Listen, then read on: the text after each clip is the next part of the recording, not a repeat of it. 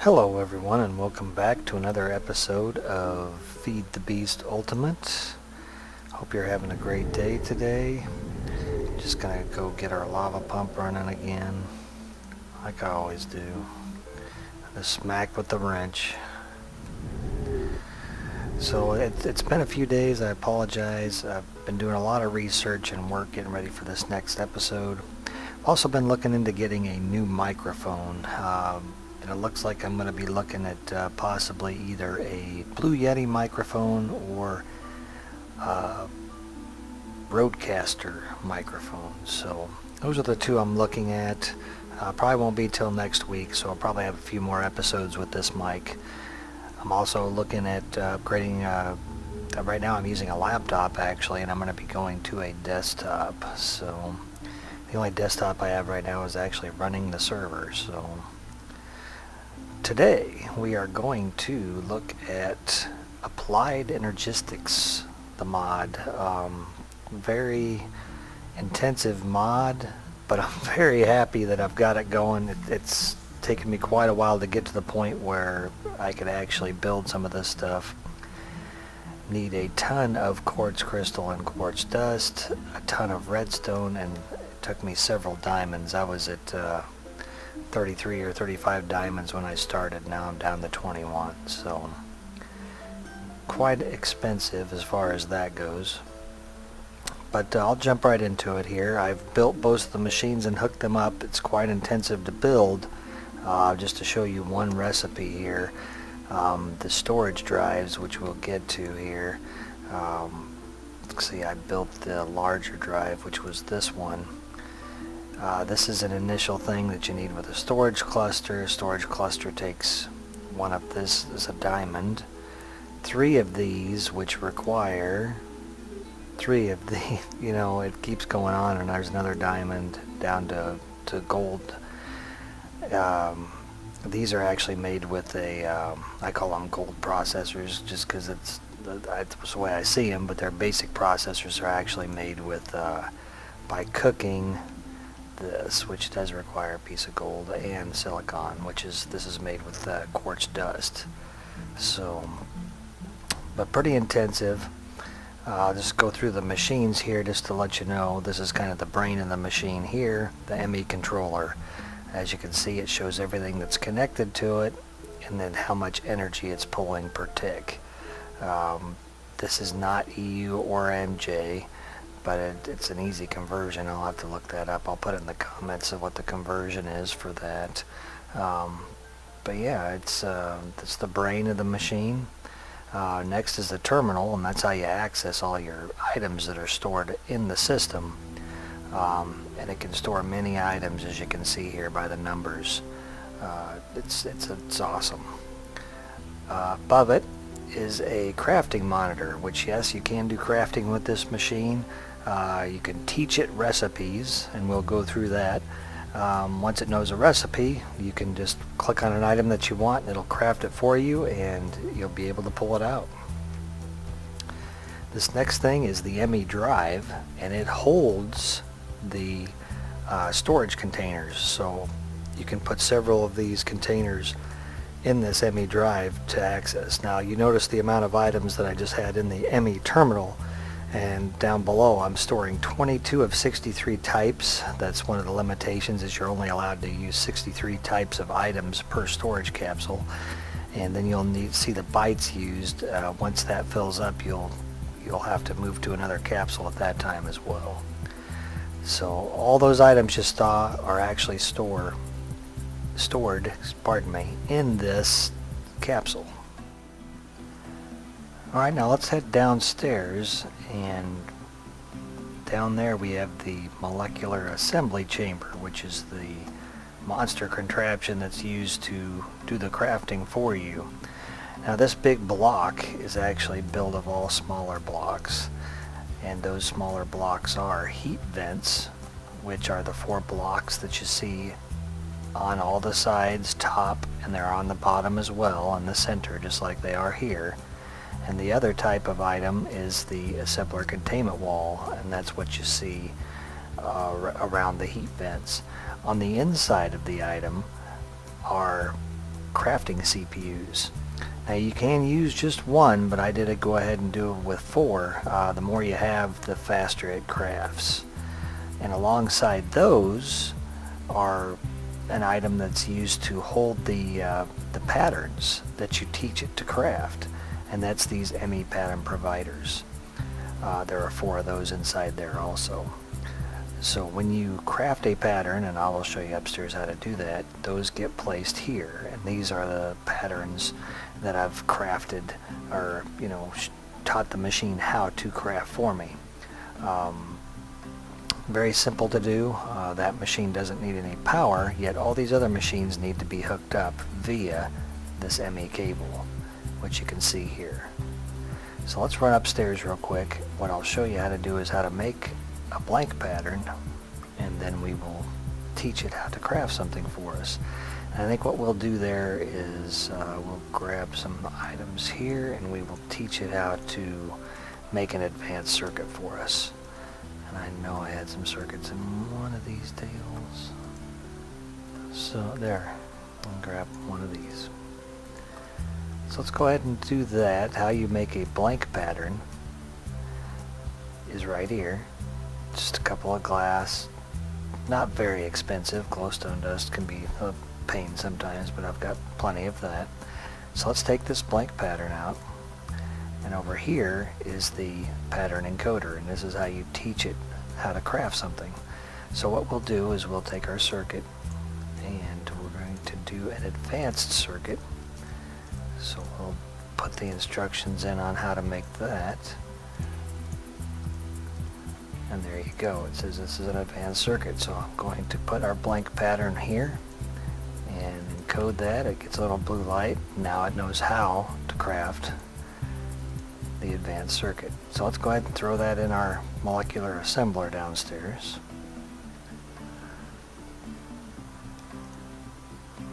And let's see, I've got, yeah, we've got that one to work with as well. We've got how to craft an electrum ingot, which you're wondering probably how does this machine, is it going to cook an ingot for us? But we'll show you that here in a moment. We'll go upstairs. I want to show you what we just put in there, how that works. But you do need the items obviously inside your system to be able to craft something. Okay, so we've got now have an advanced circuit that we can craft. It knows how to make a circuit because I put that in there earlier. It's got the lapis, the redstone. Should have everything it needs in here. It also knows how to make a wire. You'll notice there are no wires here, so if I'm going to make a circuit, it's going to have to craft the wires for us. So I'm going to go ahead and click on this. It's going to ask me how many do I want, and we just want one for now. I'm going to hit begin, and it's done already. That is how fast. And that started, from scratch. It didn't have any wires here. Now if there were wires here, it would have a number there. So if I drop these into the system,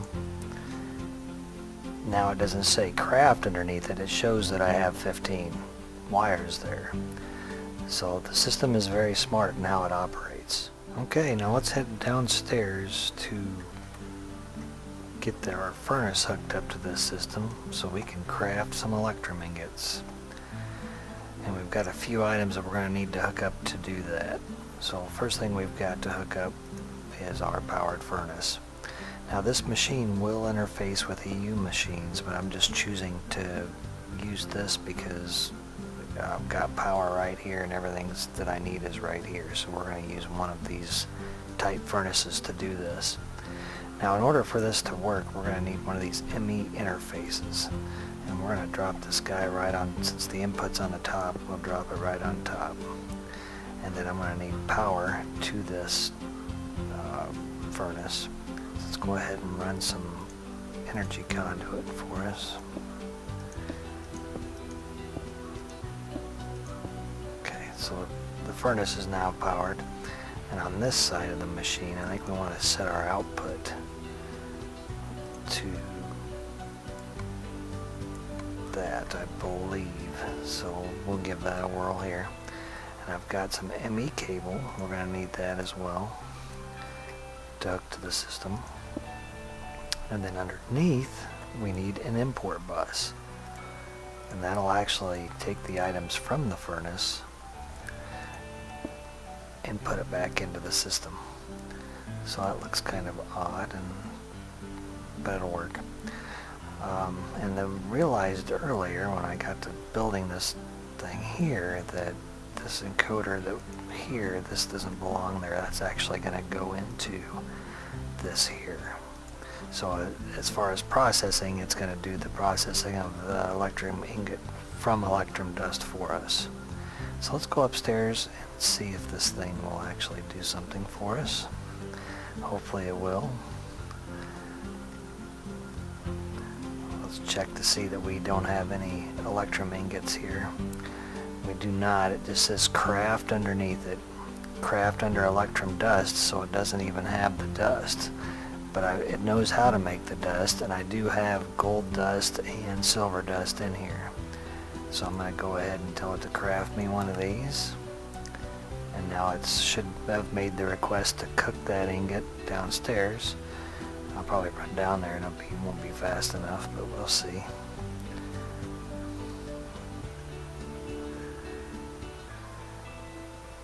The time I get back up there, well, it did, but it didn't pull out. So I've got to take a look at why that didn't happen, and I'll be right back with you. The output had to be set to this for it to work correctly. So as soon as I set it to this, that ingot left, and I saw it buzz through the system. So it should be waiting for us upstairs. So let's run up there and take a peek and see our ingot. I believe you can hook this up to macerators and pulverizers and everything. There's our ingot. So that is how you craft something that has to be cooked through this system. There is a way to access this system wirelessly. I'm not going to hook up all that because my hub's fairly small, but you can carry a handheld device in your inventory that'll function, I believe, up to 16 blocks to be able to access items in this terminal. But being that I've got a small area here, I don't think I'm going to hook that up. A couple of other things, as far as that wireless terminal is concerned, I did want to pull that up for you. Here's the wireless access terminal, which you can build and keep in your inventory and be able to access those items. And then in order to use that, you need a wireless access point hooked to the system. One of the things that I did not show, I actually didn't show a couple things, but under here I've got this hooked to the power grid with the energy conduit, and that's where it's receiving its power, and it's getting its, and now you'll notice this increase since we hooked up that furnace. Also, the other item I didn't show is this thing here, the Emmy crafting monitor. What does it do? Well, I'll show you here. If you go to craft something that you don't have the items for instance, I've got a piston here. In order to craft a piston, you obviously know you need cobblestone. So let's go ahead and take this cobblestone out of here. So there's no cobblestone in here at all. Now if I go to craft a piston and say begin, and I'm waiting and I'm waiting, oh, where's my piston? Well, if you come up here, you'll notice I'm missing materials cobblestone. It's waiting for the cobble. So that's what this crafting monitor is for. If something isn't happening, you can come in here and take a peek and see what it is. So that's why that block is there. Another thing I wanted to bring up is we had another comment that suggested that I use autarkic gates instead of redstone engines upstairs, and I've actually done that. Let's take a look up there. Very good suggestion. Don't have to use your, oops, if I can learn how to fly, we'll get there sometime soon. But yeah, if you're don't want to use redstone engines all over the place, which I don't. It's always annoying when you're building things to have to make room for a redstone engine. You can build these gates, and you'll notice they look a little bit different, the autarkic gates. But the autarkic gates, instead of having a redstone engine, I can just tell it if there's a signal, do an energy pulsar. And that functions the exact same way as having a redstone engine next to that wooden transport pipe. So it was a very helpful comment. I've actually started running around getting rid of redstone engines where I can as far as gates are concerned. I've done that. I've already used 4 of them, and I've got a few more downstairs there that I need to get rid of. But appreciate the comment. Keep them coming. If there's something you'd like to see, obviously let me know. I'll always take suggestions, and if it's something that I feel I can do, I'll definitely get it into an episode. But appreciate your time, and if you like the episode, give me a like, subscribe if you would like, and as always, have a great day.